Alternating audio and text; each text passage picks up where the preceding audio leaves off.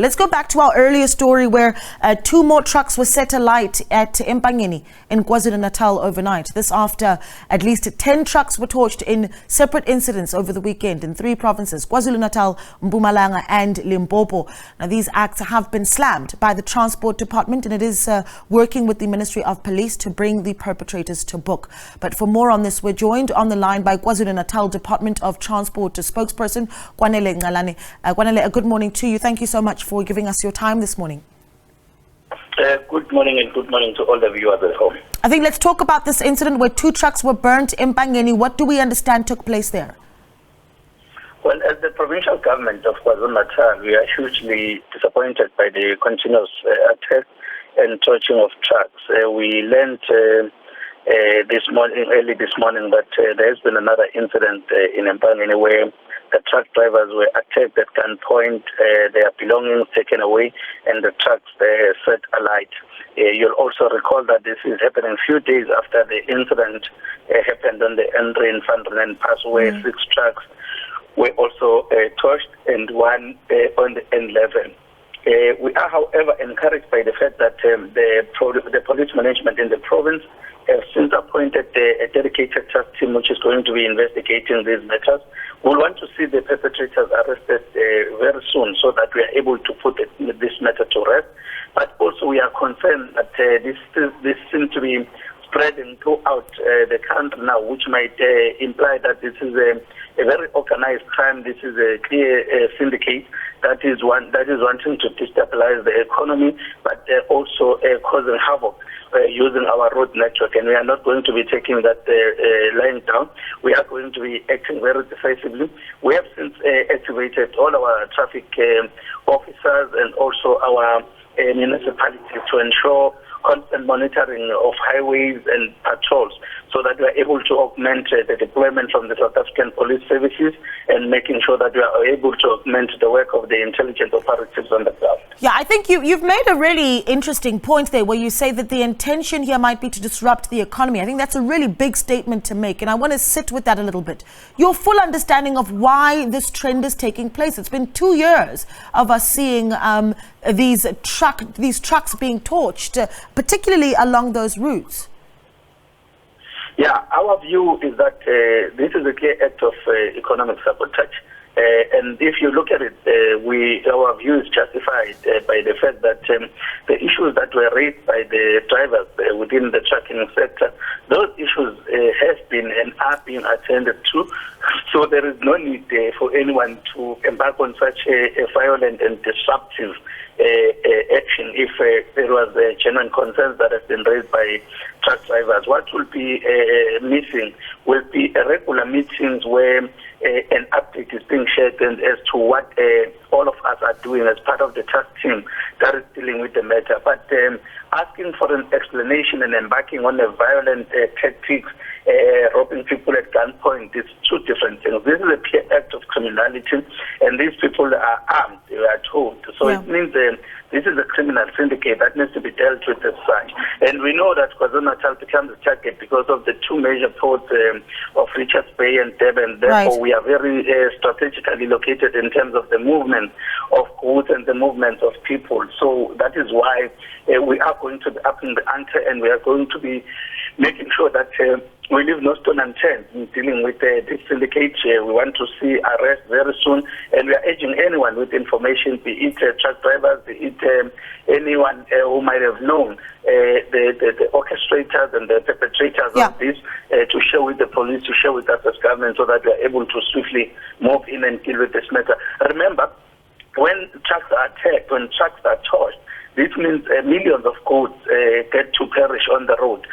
Some of these goods are essential goods which are essential in saving the lives of the people. So it means there is quite a lot of devastation in the economy. Remember, we are also in the recovery trajectory following the 2021 July looting and also the COVID. So the province is positioned to recover its economy. So if incidents of this nature are happening repeatedly, this shows that there is quite forces of darkness who are working day and night to make sure that they are reversing all the gains and the progress that we are making in stabilizing and improving our economy. Mr. Ncalane, I want to bring up those visuals that we've been playing back onto the screen, because what we're seeing is trucks there that were like, those visuals in fact came in this morning from the Empangeni area in KwaZulu-Natal. If we're able to bring those up, that would be great, because here's the concern, right? This we saw as a trend that really started up the riots even in July 2021. It's July 2023. Am I making the correlation that perhaps there might be some significance to this happening in the same month that we saw riots that had a massive impact on the economy of our country 2 years ago? And no, we don't think that there is a correlation with the riots that happened 2 years ago and what is happening now. Remember, those riots were organized in some form of way which later fled up into something else. But we are better equipped now. We've taken lessons. We are able to deal with those. That is why even when other political parties are planning marches and shutdown, we are able to quickly come in as government and make sure that we are able to intercept any form of lawlessness that is taking place, because we are better equipped now in dealing with those incidents. Here we are dealing with something else. We are dealing with people who are not upfront and showing themselves and their intentions and their actions. That people are operating in the night, are taking individual trucks, stopping them and torching them. So hence we are saying it's a syndicate that is operating, and the modus operandi listen to him. Well orchestrated when you look at what happened in Mpumalanga, what happened in and what is happening now in Empangeni. And we are going to be dealing with this. In fact, the government at all levels, including the national government, is on board now assisting in terms of making sure that we are able to deal with this matter decisively. So we will not equate this with the riots that happened, even though they all have similarities in terms of impacting negatively on the economy, endangering the lives of the people, but also projecting a negative image about our country and our province, especially that we are a violent province, that there's always fire. And we will want to reject that with the contempt it deserves. We are an open government. We are always willing to engage with anyone. Even the trucking sector, we are always willing to engage with them. Therefore, that is why we see these actions unjustified if they are coming from the sector. But if they are coming, if it's an act of criminality, let's all work together. Let's share information. Let's make sure that there are no further torching and attacks on trucks.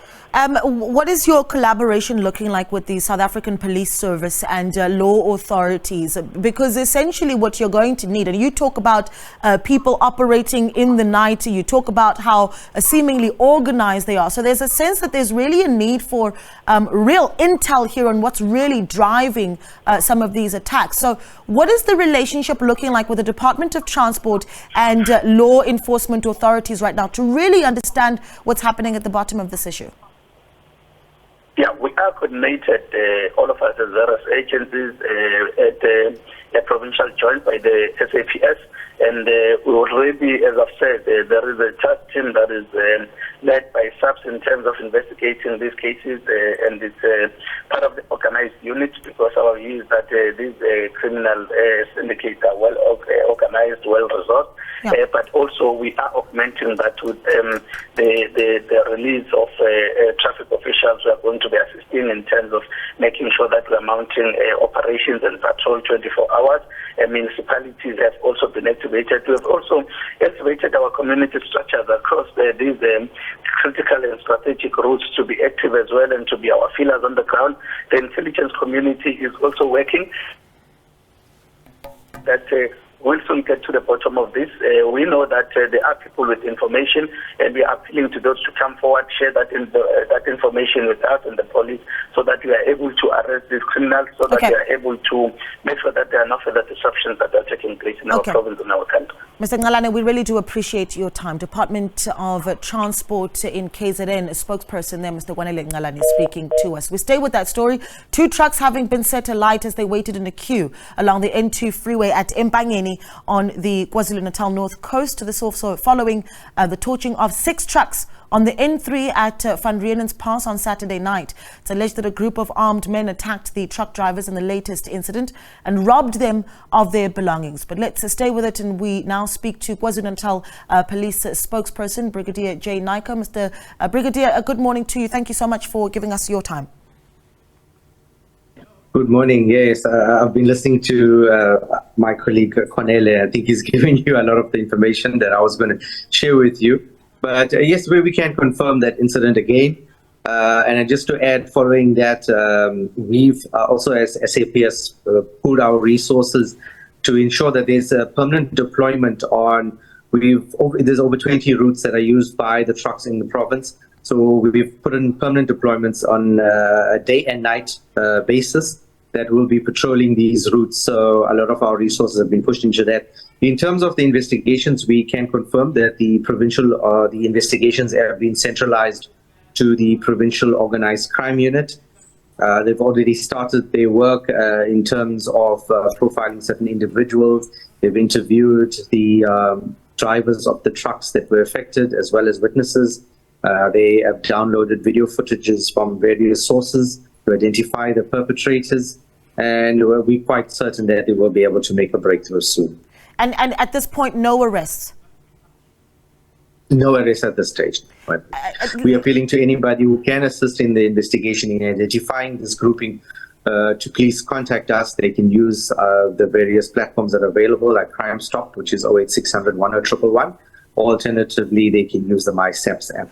Brigadier, I think there's something to be said about the need for intelligence here. I mean, even as I spoke to Mr. Ncalane from the KZN Transport Department, he even talked about seemingly a very organized grouping of people here. So, I mean, where are we right now in terms of the intelligence that's necessary to really understand first the motive and the modus operandi? Look, our investigators from the provincial organized crime unit will be working with. We've taken note of the attacks that took part in other parts of the country. So we will be looking into that to see if it's the same grouping that possibly are working across provinces, and that is why we're seeing these incidents flare up. But at this stage, we cannot confirm that. And then, like I said, we've got the most seasoned investigators on our case, and we're quite certain that they will be able to make a breakthrough. What is police visibility looking like right now on our roads? Because we had the incidents in Mpumalanga, in KZN, then in Limpopo. We lost 5 trucks in Mpumalanga, 6 in KZN, and now 2 again in KZN. So by the time we lost the 2, one would have expected that we would have had sufficient police visibility on our roads, considering that we were seeing a trend developing here.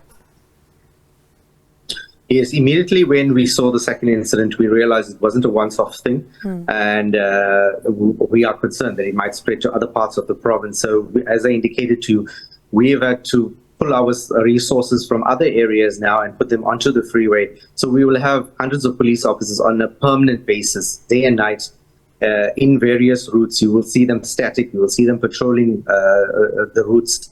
As I indicated, there's over 20 routes that we have identified across the province that needs to be policed. So it's a lot of resources that are moved from other areas to police this route until such time that we know that the perpetrators are behind bars. Can we talk a little bit about just how much resources law enforcement really is pouring into this matter, right? Because it's one thing to speak about the SAPS, but I'm curious about the collaboration between SAPS and KZN and other provinces in Mpumalanga and Limpopo, considering that the route is that very important import-export route, right? So what's that collaborative effort looking like? And then with other, I suppose, departments of law enforcement, certainly, and I mentioned earlier, around intelligence, that this isn't just an SAPS matter, but we're elevating the issue.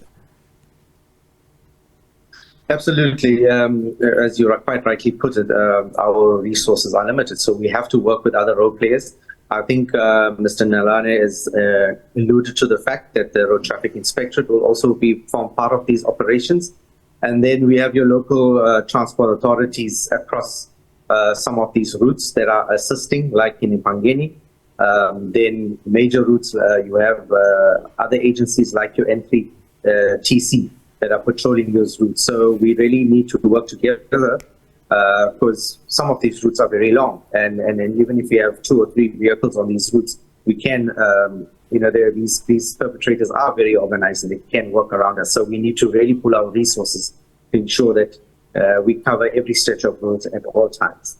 All right, Brigadier, thank you so much for speaking to us. We really do appreciate it. We'll be keeping a close eye on that story, obviously. Thank you so much for your time. Brigadier Jay Naicker speaking to us there via Zoom.